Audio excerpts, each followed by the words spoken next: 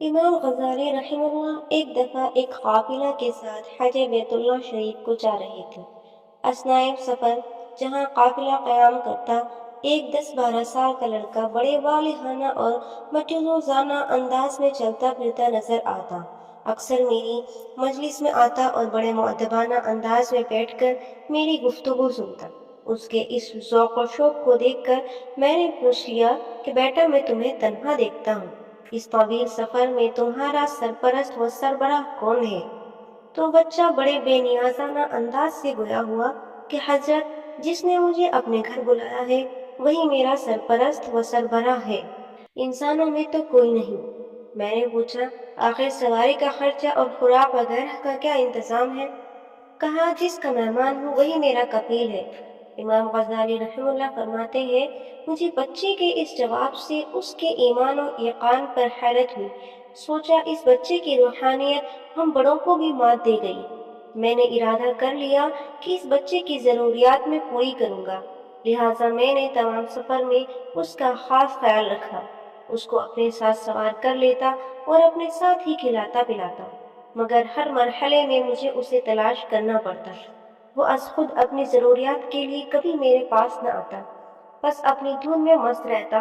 काफिले से ज़रा हट कर कहीं न कहीं नवाफिल व ज़िक्र अज़कार में मशहूर रहता। इसलिए मेरे दिल में उस बच्चे की कशिश बढ़ती गई। जब मक्का मुकर्रमा पहुँचे तो यही सूरत हाल थी। मैं उसे तलाश करके उसकी ज़रूरत पूरी करता। मक्का हो के मना, मुज़दलिफ़ा हो के अरफ़ात, मैं बेताबाना उसे तलाश करके उसे साथ रखता। जब कुर्बानी का दिन आया तो मैंने अपने लिए जानवर खरीदा और कुर्बानी दे दी। फिर मैं उस बच्चे को तलाश करने लगा कि उसके लिए कुर्बानी का जानवर खरीद कर उसे दूं। तलाश करते करते आखिर वो नजर आ गया। क्या देखता हूँ कि मैदान में दूर एक जगह पर वो सर बसजदा पड़ा रो रहा था और कह रहा था, ए अल्लाह, मेरे पास तो कोई रकम नहीं है कि मैं तुम्हारे नाम पर कोई जानवर खरीद कर ज़िबाह कर दूं।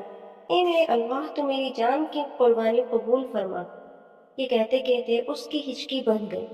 मैंने जल्दी से उसे उठाया और बैठकर अपनी गोद में ले लिया, मगर वो तो ज़ारो कतार रो रहा था। मैंने उसे तसल्ली देने के लिए कहा, मैं तो तुम्हें इसीलिए तलाश कर रहा था कि तुम मेरे साथ चलो, अपनी पसंद का जानवर खरीद कर कुर्बानी दो। मगर वो इस कदर दर्दनाक अंदाज से गिरियावज़ारी कर रहा था कि उसका जिस्म कँपकँपा रहा था। मुझसे देखा नहीं जा रहा था। वो बस बार बार यही कहता जा रहा था, ए अल्लाह, मेरी कुर्बानी कबूल कर ले। आखिर उसने एक दिलदोज़ आह भरी, तड़पा और फिर साकित हो गया। गोया अल्लाह ताला ने उसकी कुर्बानी कबूल कर ली। उसका सर मेरी गोद में था और मेरे आंसू उसके चेहरे की मिट्टी को धो रहे थे। फिर मैंने हातिफ की आवाज़ सुनी, ए गजाली, इस बच्चे ने अपनी कुर्बानी पेश करके तमाम हुज्जाज के हज कबूल करवा लिए, वरना हम किसी का एक भी हज कबूल न करते।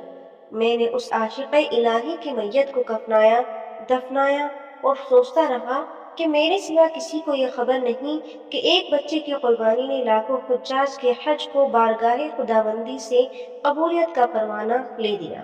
वीडियो पसंद आई हो तो हमारे चैनल को सब्सक्राइब करें, लाइक एंड शेयर करें, साथ ही बेल आइकन को प्रेस करें, जिससे हमारे आने वाली हर वीडियो की नोटिफिकेशन आपको बर वक्त मिलती रहे।